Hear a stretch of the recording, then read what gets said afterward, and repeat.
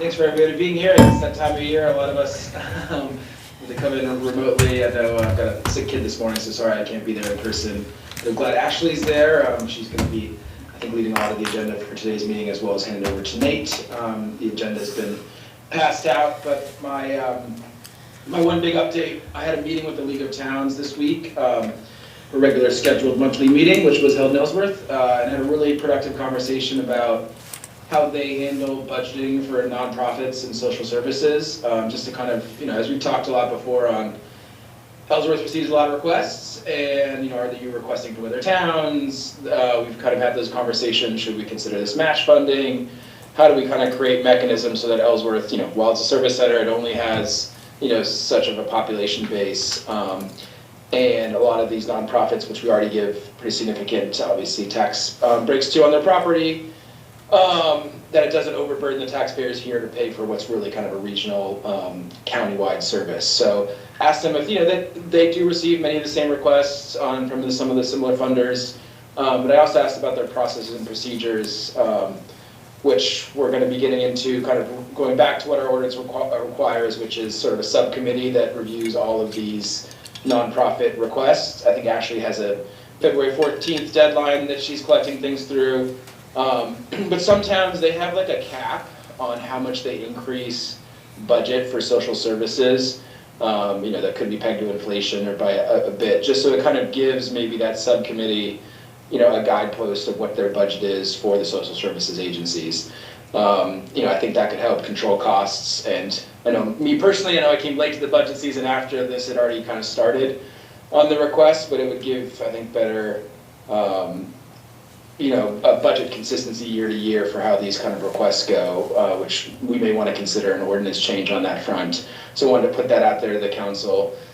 The other piece was, there's certain services, like say the YMCA or others, where they have really almost like they're kind of contracted out from the city to do, pretty specific things that are important, and they may need to do those further. And some towns, they kind of use a MOU form for that kind of piece. It's not just a grant to a very hyper-local, folks like the Y or the Chamber or Heart of Ellsworth, so that while they would kind of potentially be, for some services, in a special category, where if you are providing a direct city service that's unique and specific to the city of Ellsworth, there could be, outside of that budget process for nonprofits, a separate MOU stream. So I like both those ideas, but just wanted to kind of pause and see, I know Tammy, you have some expertise here as well, what you think about those as we go into kind of budget season, and if we should think about implementing those as well.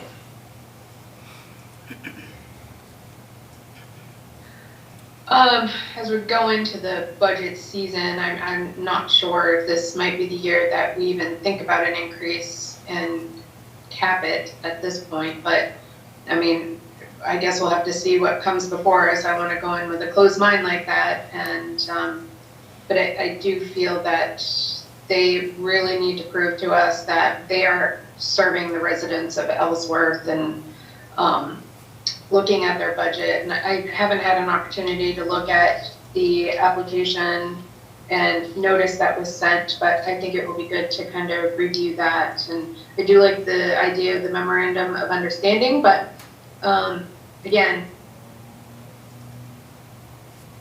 I feel like it's a little too early right now to kind of make any of those sorts of decisions, even though 5% seems little, but on that amount, it's still quite a bit. Yeah, I can also just go to inflation. To me, what I like about having the set, or what the other town has kind of a set goal, is it institutionalizes, like, this is our budget for this going forward, and we're not going to exceed this amount, and it puts less of a pressure on, hey, this is obviously really valuable, you're coming in with this, as if it's just, our hands are tied. Not just this council, but future councils as well. So that was kind of my idea behind potentially an ordinance change on that front. But I would say also, Tim, you don't have to do 2.8% or 5%, but it can't exceed that for the year. You can stay 0%, you can still go negative, if it's one of those budget seasons, but at least having something there where, we have kind of a hard and fast rule that the budget can't exceed that unless it's an MOU. But maybe we get a little, once you see the applications, and Tammy, maybe you're a good person, I've already put a lot on you, but to join that kind of ordinance subcommittee here that reviews the applications prior to kind of a recommendation to council, and maybe the recommendation could also be like, here's what we think we should approve, and here's like the institutional, like potential changes to kind of codify some of this. The other thing I'd like to see is the building in which they own, how much it's assessed at. And years and years ago, we had done that just to kind of get a better idea of, they are getting a benefit by not paying taxes. I know that they're not taxable, but still, I think people need to see that as well as how much benefit they're already getting for being here in Ellsworth. Yeah, Does that make sense? Absolutely. Larry, I'm glad you said that. Larry and I have already started that work. The total is actually 141.1 or 141.5 million in fully tax exempt property. However, the majority of that's in government. A lot of those are our own buildings, as you can imagine. So Larry and I are thinking it's about 45.5 million in the sort of non-governmental category. Now, again, we can't figure out like their personal property tax, obviously, like we know so that doesn't include that figure. But it's pretty substantial. I also looked up, there was like a committee on taxation for nonprofits in 2007 at the state, and they have kind of there is a way to tax for services, like, hey, we provide police, we plow the road in front of your place, there's a calculation. It's wildly complicated, and not a lot of towns do so. I'm still looking for like a use case on that front, but as Steve mentioned, I know you mentioned kind of getting that specific figure, we could encourage some payment in lieu of taxes, or just letting folks know, while we may not be able to give you a grant from the city or the citizens of Ellsworth, we are providing, a fair amount of services and taxpayer funding regardless. Yeah, just on that amount, it's almost $800,000 in taxation, so it's pretty significant. Yeah, every year. Yeah, I know we're not the only community. Everyone's having to deal with this. Think of Orono, that university, and so it's everywhere. But we have to figure it all out. Yeah, and a little bit of a comparative analysis. I just want to note that this is a state law, right? The main state legislature enacted this law, so. To your point, Tammy, it applies to every town. And I understand hey, they're getting a tax break, but, I don't think we should be penalizing them for that. And at the same time, it's worth noting it. And it's certainly something to consider when, the money we can give them. But I don't want to, a lot of these organizations, they are true nonprofits, and they're on shoestring budgets, and they're providing us a public good. So I think while I understand there's a way to quantify the tax benefit they have from not paying property taxes, that to me that's not a true. I think there's just a lot more to it. So I don't think just applying that one rubric, I think, is kind of crude. No, it's kind of just good information to have. I don't want to penalize anybody. I should have started with that, but I just think that to have the whole picture is a good idea as well. Yeah, and the 2007 report on this was super interesting. Again, it was a long time ago, but Ellsworth is like I think it's a top 15 in Maine. City with total exempt property. Now, with the hospitals obviously included in that as well, so there's like a lot of reasons. This kind of goes to another aspect of being a service center, that we way over-index on the amount of non-taxable property that we maintain as a service center. And we're not, the population isn't huge, so it's a really, but excellent points, Patrick. And I think especially on like kind of a subcommittee to really dive into some of these things of like how much of this is an actual Ellsworth service, how much is like an absolutely essential county service that really Ellsworth is uniquely positioned to help. What maybe we can put in the MOU category to if there's some specific needs here that we need to go into, like it's outlined and expressed, and the taxpayer value is there. So looking forward to kickstarting this, but maybe once we get the deadline on February 14th ends and we kind of have the initial group. I know Ashley has done She doesn't have a ton of submissions yet. I said, don't worry, they're all gonna come on the 13th. They're not gonna 14th, come yeah. on the 14th. Happy Valentine's Day. She's done a great job of, all the previous grantees reaching out on the website, form process. So she's really done a great job of notifications. So I think we'll have a better idea of what that universe is and how it'll impact the budget a little bit later in February. So.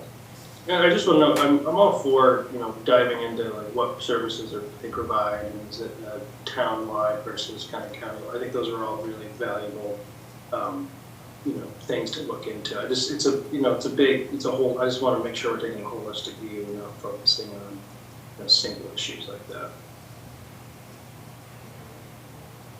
Yeah, absolutely. That's it for me today, so I'll send it over maybe to Ashley. So I don't have anything on the agenda, but I did get all the forms together. So if you wanted to look from what Charlie was talking about, we have the high level view of the organizations that we gave to this fiscal year. The organization names, the amounts that were requested and the amounts that were approved. And then we also came up with a new policy that was sent out, the letter memo that was sent out along with the new application that was sent out. Those were all sent out to all the organizations we provided to this fiscal year, as well as putting it on the website for other organizations to pull from as well and submit. The deadline again is February 14th. It's outlined in the policy that we're very strict on that deadline this year. And then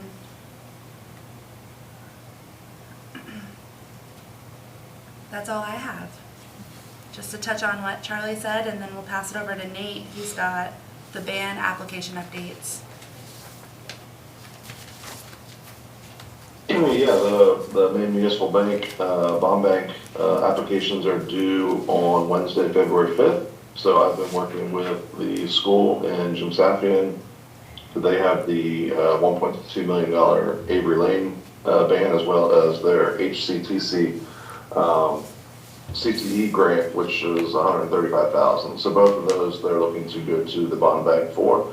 So I actually have the applications, worked on them this week, submitted them to Carolyn and the rest of the school team to review, make sure everything looks good. Obviously we have to submit all of the previous year's audits for the school and the city as well, and all the financial reports. But like I said, that's due on Wednesday. So, like I said, the goal was to get it in today. So I think Carolyn and the team were going to review today, make sure everything looks good, and then we'll get that off to Tony and the team at the bond bank, and we should be good to go for there. And obviously today is January 31st, which is the due date for all the departments to have their budgets submitted, which I think when it was in there yesterday, it looks like for the most part everyone has either submitted or is in the process of getting submitted, so I assume they'll all be done today, which is a great sign. And I think we're, obviously our goal was to obviously speed up the pace compared to previous years. So I think we're definitely going to be in position to, obviously, Charlie, to review those and meet with the teams. And I definitely think we'll be in a good position to have the budget ready to go by that deadline that we're looking for. Also, just wanted to make note that I did talk to the auditing team yesterday. Ron and the rest of the team, we had a Zoom call yesterday. Obviously, their goal is to obviously get this across the finish line like it always is. They're obviously having some issues when it comes to Cassell. Obviously, the fact that we switched to Cassell in February, so we kind of have Munis July to January 31st, and then obviously Cassell from February 1st to the end of the fiscal year, so June 30th. Obviously, they're having some issues with that. Obviously, they're also new to Cassell, so they don't know the program like we know it. So that's obviously causing some hiccups, but they definitely don't see any issues. But it might take them a little bit longer than what I was hoping for. But I think we'll continue to work hard. Obviously, their goal is to meet with me as much as possible. I told them I'm available. Obviously we can do it remote, but Ashley obviously is there as well. So we can definitely get this across the finish line, like I said, hopefully as soon as possible, and we'll just keep trucking along. Just also note there, Nate and Ashley and Leigh and team have now beat our previous record of getting this in June to getting it in December, all the information over to the accountant and auditors. So, while we got some work to do to kind of finalize that, thank you, Nate and Ashley and team, for not just, doing a lot of cleanup work last year to get, accounts that we could actually get audited and have our school funding, all those things we talked about, not be jeopardized from some of the federal level, not having audits in, but really institutionalizing some of those changes. So in December this year, and hopefully we can have it even quicker next year. Like you noted, we'll be in Casell, I think really next year after we've been in Casell for a full year on the next budget cycle. We've got a lot of things that are going well, but that's when a lot of these institutionalized changes are going to pay dividends. I receive a text message every time a department head submits a budget. Thank you, Sue, a couple days ago. It's looking good. I've started reviewing a few of them. Kind of have to stop myself because it's my happy place, and I got a lot of other things to do. So Ashley and I and Nate are gonna sit down. I don't know if we're gonna have the war room type structure again for this, but we might do kind of a mini war room for maybe not meeting every single day for 6 straight weeks, twice a day on this piece. But we're in a lot sooner with the department budgets. We're in for our audit, so feeling very confident going this budget season and trying to move things as fast as possible so we can give some predictability in the tax rate to the citizens here. And thank you, Nate and Ashley and Leah and Deb, for all their hard work on this, and our department heads too, have really taken it really seriously and are putting together some great budgets. I'm excited to be starting to work on this in, February instead of, doing this in crunch time in April and May, so very excited for that. We are too. Budgets are fun. They are fun, actually. You guys are such nerds, but my kind of nerds. Well, my previous job, I transitioned, kind of created the Department of Economic Research from the Labor Market Information Division, and it was just nerd central, a lot of fun to do, to kind of scale up their economic forecasting capabilities. But as we transitioned name-wise, the state legislature gave us about $1 million in funding to kind of build this department. I really tried to get the website to be the NERD, the new Economic Research Department. .com. I still kind of regret that IT's told me to do that. Does anyone have anything else? Any citizen Oh, comments? I just wanted to say, Nate, thanks for sending along Jim's analysis of band. Yeah. I think that's really helpful. I should bet, because I kind of reached out, and I honestly thought about reaching out to Tammy as well, but I was like, because he had questioned if we were going to, the ban that we literally just passed, what was it, 2 months ago, were we looking to bond that, this spring, or were we going to wait? So my question was, I thought I knew the answer. I was like, well, let me just ask you, what are the benefits and the pros and cons to bonding now, or just waiting? So that's why I sent that to you guys, just so you guys know, Charlie, Tammy, in case you haven't looked at your email yet. I didn't realize everyone's going to be remote, but I have it printed out, but I sent it to your emails, just kind of the pros and cons. Just to summarize, it sounds like, and Jim and I are kind of on the same plan. I think the goal is probably to wait at least until the fall to bond. Tammy, you can jump in if you want, but I think it's probably better to wait. Obviously, one of the benefits he said to bonding now would be, if you want to lock up that interest rate in case the interest rates are rising, but I don't see that happening. Obviously it's hard to say, but with the economy the way it is right now, I don't see any need to jump on bonding right now to lock that rate.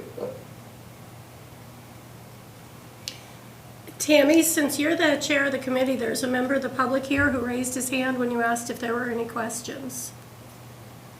Sure. If you could just come to the podium. Yeah? And start by saying your name and... Good morning, Jared from Union River Associates. I just wanted to kind of circle back around about the giving season for the nonprofits. I know that they're important to the community, but also businesses that have been with the city for 50-plus years, paying in on the tax base, kind of feel it as well. So, 5% doesn't seem like a lot to the regular homeowner, but somebody that's already paying $300,000-$400,000, 5% adds up. And when you want businesses to come to town to offset that tax burden on the city, it doesn't help out businesses coming to town.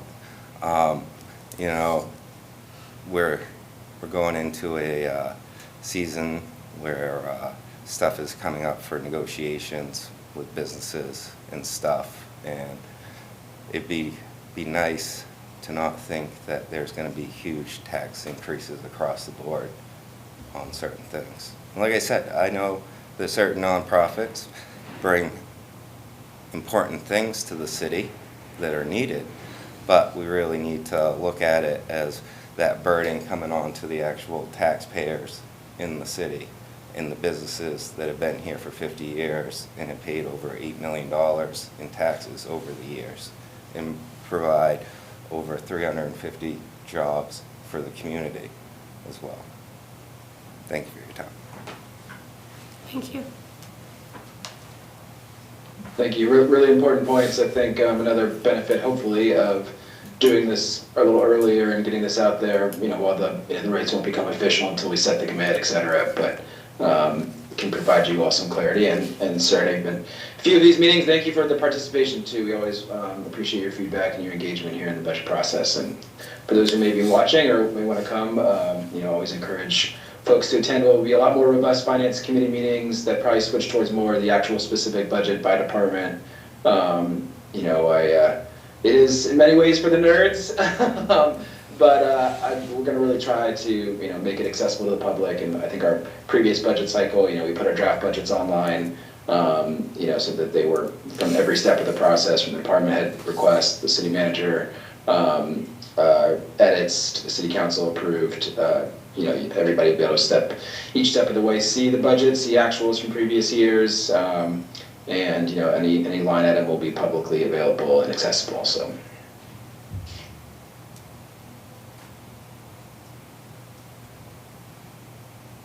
I think that's it. Excellent. Anything else? We good? Thanks, everyone. Thank you. Have a great weekend. Thanks all. All right, thank you. Here. Bye. Bye, guys.